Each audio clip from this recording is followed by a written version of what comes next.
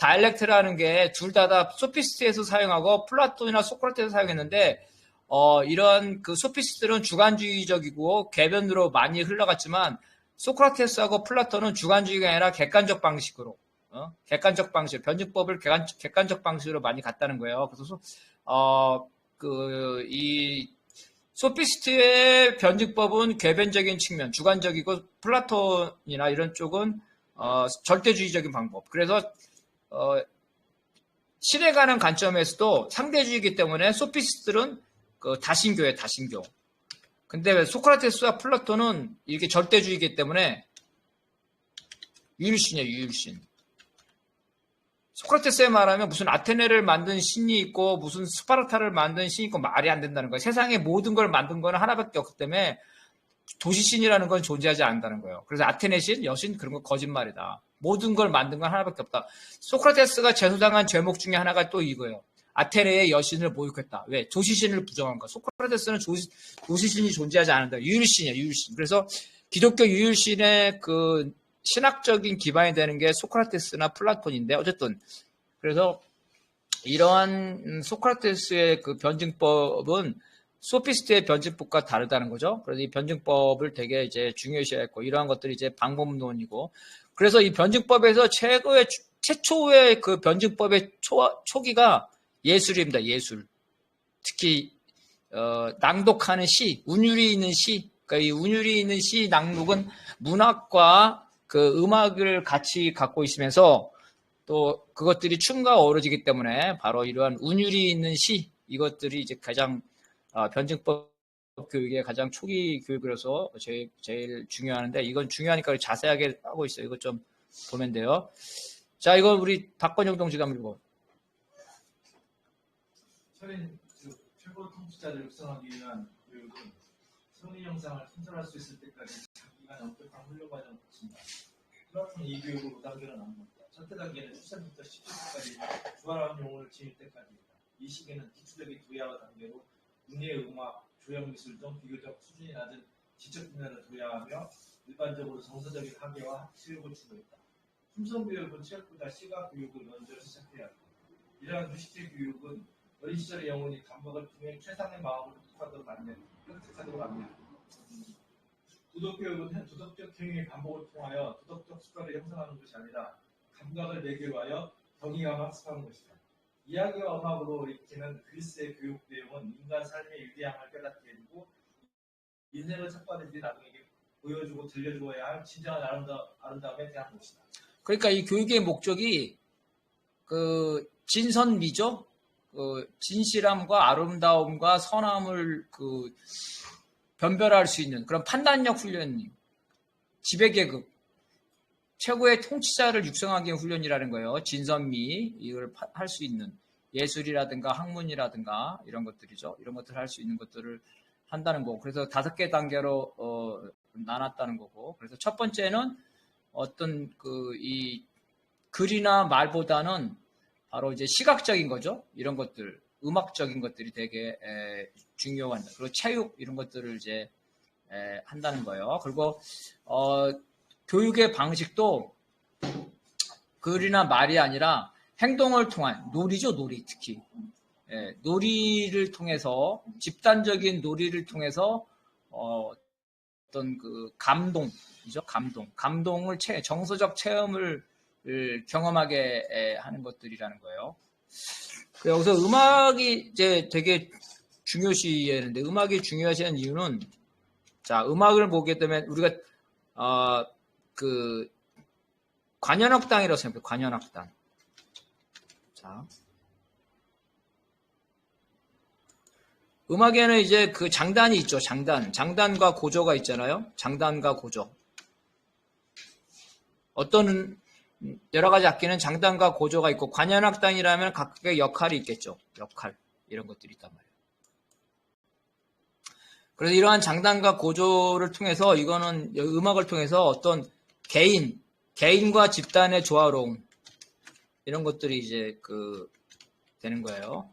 그리고 이 장단과 고조를 통해서 수학적인 걸 익힐 수가 있어요. 수학적 병진법 장단과 고조를 통해서 그리고 그 장소적인 공간적 개념도 익힐 수가 있고, 그래서 음악을 되게 중요시하고, 집단과 개인의 조화로운 어떤 우리 변증법적인 어떤 지향성 같은 것도 중요시. 그래서 음악을 되게 중요시하면 체육도 당연히 이제 중요시하게 되는 거고요. 그래서 자, 이거는 이창훈 동지님 읽어주세요.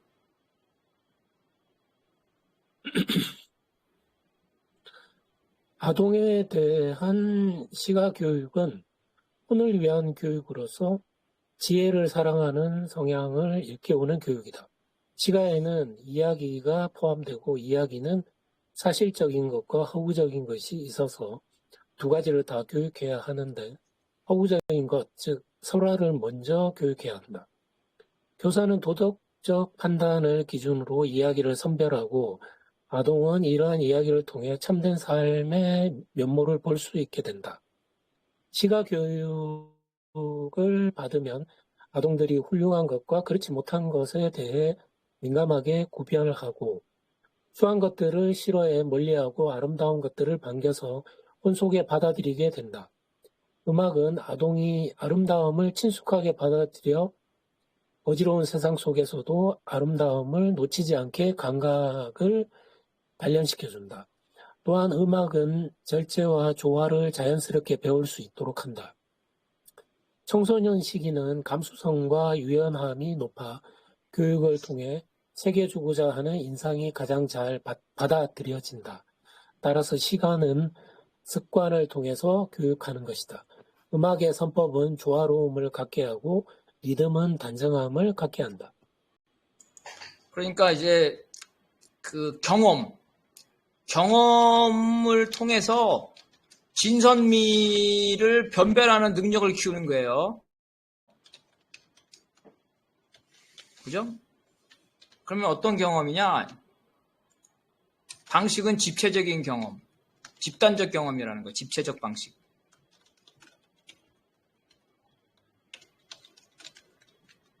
그 내용은 문화예술, 그죠? 문화예술 체육. 이거는 어린 나이에도 가능하잖아요. 문화예술 체육. 그래서 다양한 문화예술 체육, 음악, 미술 다 포함되는 이걸 통해서 다양한 형태의 그 진실함과 착함과 아름다움의 경험을 하게 만들어서 그러한 경험이 축적되면서 진선미를 그 구별할 수 있는 능력을 키우게 되는 거죠. 판단 능력을 키우게 된다는 거. 이게 이제 어릴 때 한다는 겁니다. 그런 거. 그래서 여기에서는 이제 중요한 게 이야기, 로고스, 로직이죠. 로직. 이성이라는 거잖아요. 원래 이성이 아니라 이 얘기. 그래서 이 말이 되게 중요해요. 이야기가. 성경책에도 태초에 하나님의 말씀이 있어서 다르잖아요. 이슬람에도 마찬가지인데 말이 되게 중요해요. 말이 옛날에는 그 문맹이 많았겠죠. 글을 모르는 사람이 많았단 말이에요. 문맹. 그래서 어떤 걸 메시지를 전달하거나 이럴 때 글로 전달하기보다는 말로 전달해줘. 말을 통해서 전달하고 이 말이 논리적으로 하고 상대방을 설득하는 것들, 그죠? 말에는 서사가 들어가 있잖아요. 이야기, 스토리가 들어있잖아요. 이런 것들이 되고. 그래서 여기서 중요한 거는 사실보다는 허구적인 걸 설화를 뭐 한다. 왜 설화가 더 명백하죠. 설화가 전달하고자 하는 메시지가 더 단순하고 명백하기 때문에 그거를 통해서 먼저 훈련하고 그 다음에 사실적인 것, 복잡한 것들이죠. 이런 것들을 이 경험하게 만든다는 거예요. 그렇게 하게 돼서 진선미에 대해서 익숙하게 만들어주고 음악이 이제 강조하는 이유는 이렇게 남아있고 그래서 시가가 되게 중요해요. 여러분 시가 운율 시가 뭐라고 하면 될까? 시조 우리 박건영 동지 시조 들어봤죠? 시조 이런 들었더니 저런 들었더니 근데 그렇게 안 하잖아. 그렇게 저기 단어는 그렇게 돼 있지만 시조를 읊을 때 그렇게 안 읊지. 그러면서 한자로 돼 있어. 그러니까 이렇게 노래하듯이 하잖아. 노래 시조를 그죠? 이게 그 문학과 음악이 같이 있는 거잖아. 노래하듯이 하잖아. 시조. 음률 장단이 있잖아요. 시조. 가곡과 마찬가지지. 시조라는 거. 시를 소리 내서 이렇게 하는 거. 소리 내고 고조. 음향 고조, 판소리 하듯이 그런 거죠. 이게 시가. 원래 시조에는 그렇게 노래가 아니라 한자로 그렇게 되는데 사자로 막 만약에 그렇죠. 이 몸이 죽고 그러면은 진짜로 우리는 이게 한글로 하는데 원래는 한자로 돼 있는. 그러니까 원래 한자로 돼 있는데 한자에도 저기 장단 고조가 사성이 다 있잖아요. 그래서 그냥 말을 읽듯이 하는 게 아니라 그 장단 고조에 따라서 그 중국에 보면 경극 같은 거 봤을 거 아니에요, 그죠? 경극. 그런 같은 경우에 파술도 많이 있잖아요. 그렇죠. 그러니까 바로 그게 시가라는 거예요. 그래서 이 시가는 문학과 음악이 곁들여 있다는 거라서 시가 교육을 되게 중요시했다는 거예요. 시가 예술적 체험, 거기 스토리도 있고 이런 것들을 이제 중요시했다는 거고. 자, 그 다음에 이건 이창렬 동지 한번 읽어봤어요. 체육도 단지 육체의 단련만을 위한 것이 아니고 동시에 정신적 도야를 위한 것이었다. 이들 과목은 유희적인 방법으로 가르치게 했고 이런 자유로운 학습 활동을 하는 가운데 각자의 개성이 발전하게 된다. 또한 체육은 전사로서의 성품을 다지는 데 있다. 전사의 덕인 용기는 건강한 신체와 격정적인 성향에서 나온다. 신체의 건강은 체력 단련만 해서 되는 것이 아니고 식생활을 비롯한 전반적인 생활 방식과 관련이 있다. 즉, 좋은 습관의 형성이 건강의 요체라 할 것이다. 섭생과 신체 단련이 포함된 체육을 통해 몸을 단련하는 것은 단순히 근력을 키우기 위한 것이 아니라 격정적인 면을 일깨우기 위한 것이다. 그런 의미에서 체육교육과 시가교육은 모두 혼을 위한 교육이다.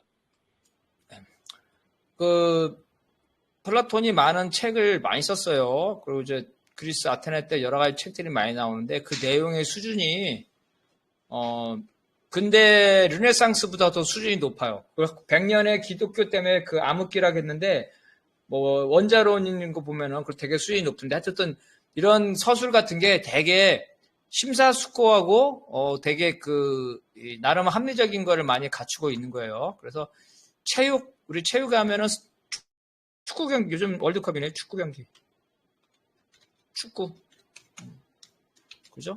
집단 스포츠죠. 규율을 하고 일종의 축소된 전쟁, 약속된 전쟁이라는 거잖아요. 어떤 용맹함이라든가, 절제 이런 것들을 여기서 이제 하게 되는 거고. 소림사 스님이 무술을 왜 배웠겠어? 소림사 지키기 위해서 배웠어. 그게 아니라 여기 뭐냐. 단련하는 거 단련. 그죠? 심신을 단련을 하고 도를 닦는 하나의 방식이라는 거죠. 플라톤이나 소크라테스도 이런 체육도 그런 측면에서 한 거랍니다. 그 중에서도 중요한 거는 격정, 용기, 판단력, 싸움이죠. 전투, 이런 거예요.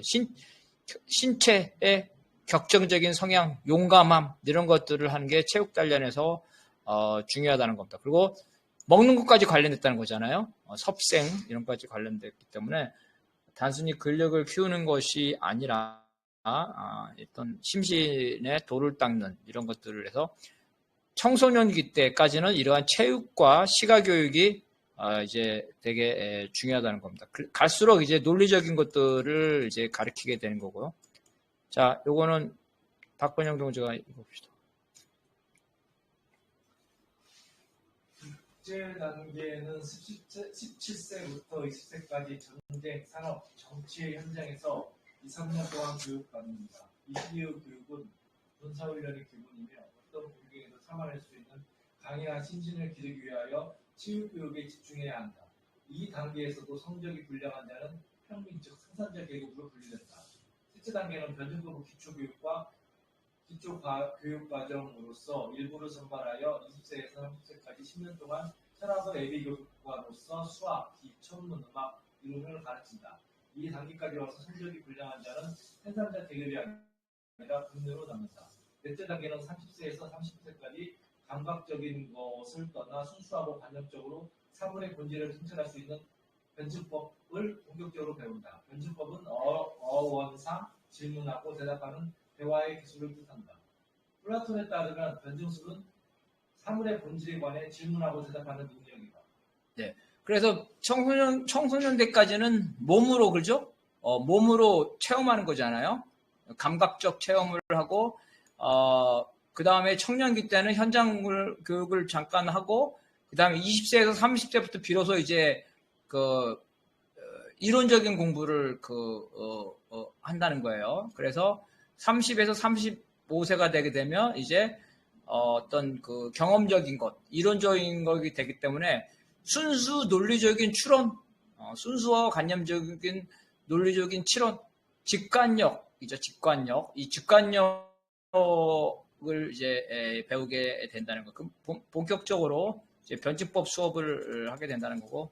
자, 그 다음 요거는 이창물 동지 읽어주세요. 다섯째 단계는 35세부터 50세까지 지휘관과 관리로 복무한다. 이 시기를 플라톤은 동굴에 들어가는 시기로 비유했다. 이때가 되면 통치자 그룹은 속세에 나와 군사와 정치를 실습하거나 연구하고 풍부한 경험과 견문을 쌓는다. 50세 이후에는 그동안의 과정을 마친 자 중에서 소수를 통치자로 선발하여 이데아를 인식할 수 있는 변증법 교육을 시킨다. 즉 변증법 교육은 교육 과정의 정점에 해당한다. 수호자들이 이 나이가 되면 이후 평생토록 변증법의 초보적인 대상인 선의 이데아를 연구하고 교대로 정치를 맡으며 후진을 양성한다.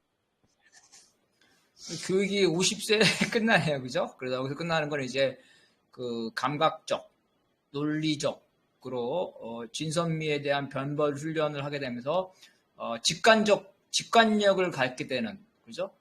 논리적 직관력을 갖게 되는 그 상태로 가게 되면 최고 지도자가 된다. 그래서 직관력이다. 이게 직관이라는 게 되게 칸트에서도 이 직관력을 되게 중요시하죠. 다 똑같은데, 소크라테스, 플라톤에서는 이제 그 이데아, 그죠? 이데아. 자, 여기 현상이라고 합시다. 현상과 본질인데 뭐 이데아. 이렇게 얘기를 하고 있고, 그 다음에 마찬가지로 이제 칸트에서도 현상이 있지만 물자체라는 것들을 얘기를 하고 있고, 헤겔은 현상과 본질이라 그러죠? 현상과 본질. 이렇게 돼 있는데.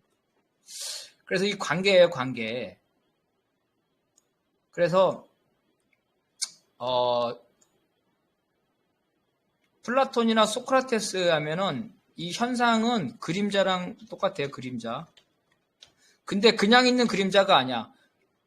이게 전등은 불빛이 고정되어 있잖아요. 그게 아니라 흔들리는 횃불이야. 촛불이는 횃불. 흔들리는 촛불이는 횃불. 그래서 이게 그 강아지가 있는데 이 강아지의 그림자가 그 촛불이나 횃불에 흔들리잖아요. 그러면 그게 포유동물을 보일 수도 없고 식물처럼 종잡을 수가 없어. 그래서 현상이라는 건 이런 거예요. 이 현상을 통해서 이 이데아 본질을 추론하기가 되게 불가능해. 보통의 경우에는 너무 흔들리는 그림자와 같기 때문에 이게 이제 이 소크라테스나 플라톤에서 말하는 거고, 칸트에서는 이제 물 자체인데 이거는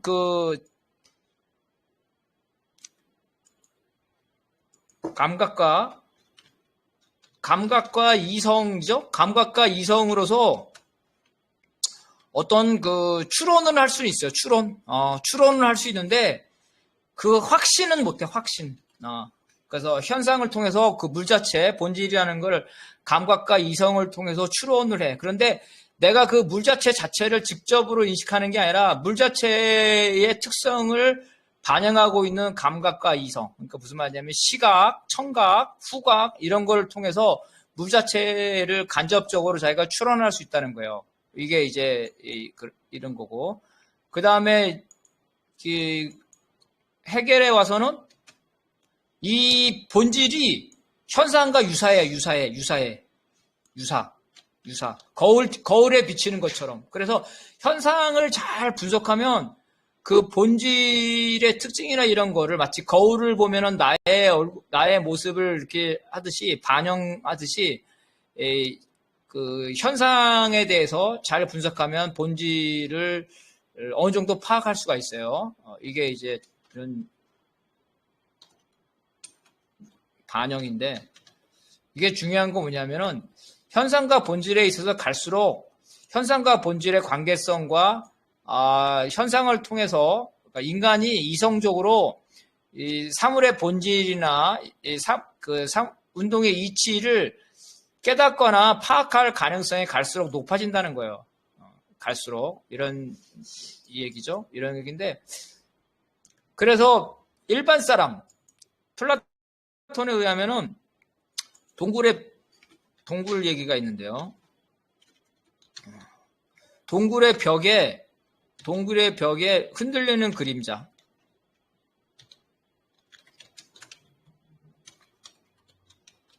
가 있죠. 그래서 예를 들어서 이건 강아지야. 강아지. 개란 말이에요. 원래는 개인데 강아지가 동굴의 벽에 흔들리는 그림자로 표현하고 그 다음에 사람들은 고개를 돌려서 그걸 볼 수가 없어. 앞에 동굴의 벽만 봐. 그러니까 동굴의 벽에 흔들리는 그림자를 보고 저게 뭔지 알 수가 없다는 거예요. 되게. 이게 보통의 사람들이라는 거. 근데 여기 이 변증법을 한 사람들, 그죠? 50세까지 공부한 사람들. 이런 사람들은 이제 이런 이 이데야, 동굴에 흔들리는 벽, 그림자에 현혹되지 않고 그 본질을 직관으로 논리적으로 추론할 수가 있다는 거예요. 이게 이제 이데아를 인식한다는 거예요. 이게 50세가 되면. 간단히 말하면 소크라테스, 플라토 자기처럼 똑똑한 철학자나 이런 사람들은 일반인들은 저 현상을 통해서 본질을 알 수 없지만 그 엘리트들은 그 현상을 통해서 본질을 알 수 있다는 거예요. 그게 다 플라톤이나 그다음에 칸트나 헤겔이나 이렇게 얘기하는 거고 막스 같은 경우에서는 오히려 그 헤겔보다 더 확실히 현상은 이 현상을 통해서 본질을 거의 파악할 수 있는 거죠. 그래서 이런 차이점이 있는 거고 그래서 마지막 단계가 바로 이데아. 그래서 결국은 본질이라는 거는 진선미라고 할 때 진선미라고 할 때 일반인에게 진선미라는 거는 흔들리는 그림자와 같이 파악할 수 없는 거지만 이러한 평생 동안 최고의 교육을 받은 엘리트들은 바로 이러한 변증법 교육을 통해서 진선미, 현상 뒤에 감춰져 있는 본질, 진선미를 파악할 수 있다는 거예요. 그래서 이 사람들이 이제 통치자, 지배계급이 된다는 거죠. 그래서 간단히 말하면 지배계급 사회를 이상적인 거로 본 거죠. 신분제 사회를 이상적 사회로. 공산주의적, 이 사람들은 유토피아적 사회로 본 게 이제 플라톤의 엘리트주적인 그런 유토피아적인 사고라고 볼 수 있어요. 그걸 이제 이 책에서 얘기했다는 거고. 여기가 이제 플라톤이고. 자, 오늘은 여기까지 할 건데 혹시 이창률 동지 관련돼 가지고 자기 의견이나 질문이 있으면 얘기하면 될 것 같아요. 특별한 거 없습니다. 그래요? 박건영 동지 짧게 하고 싶은 말 있어요? 없어요? 자, 그래서 우리 두 분들은 우리가 원래 여기 고정적으로 하시고 중간중간에 우리 자발적으로 이렇게 불규칙적으로 결합하시는 분들이 어쨌든 원래는 이제 고정적인 멤버들이 좀 있습니다. 그래서 그분들이 조금씩 읽고 하는 거고 각 종교의 천국은 끝났고 이제 유토피아 소설들을 많이 모아가지고 그 줄거리나 그런 것들을 파악을 해서 비교를 하는 과정이고 그게 끝나면 이제 공상적 사회주의로 넘어가는 그런 과정이 되겠습니다. 그래서 오늘은 이 플라톤과 소크라테스가 생각한 엘리트주적인 유토피아적 사회, 지배 신분 사회를 합리화하는 그런 것들을 봤고 그 중에 엘리트 사회를 동안 공산주의적 사회로 묘사하고 있다는 걸 봤습니다. 오늘은 여기까지 하겠습니다. 우리 여기 이승무 선생님하고 임정민 선생님도 들어왔는데 어쨌든 혹시 이승무 선생님 혹시 짧게 하실 말 있으세요? 아니요, 너무 수고 많으셨고 잘 들었습니다. 재밌었습니다. 감사합니다. 네, 이거는 저거예요. 원래 천국 유토피아 공산주의라는 제가 전자 출판한 거인데 그거 교재로 하고 있는 겁니다. 네. 네. 자, 그러면은 우리 다음 주에 뵙겠습니다. 문 닫겠습니다. 네, 감사합니다. 예, 예.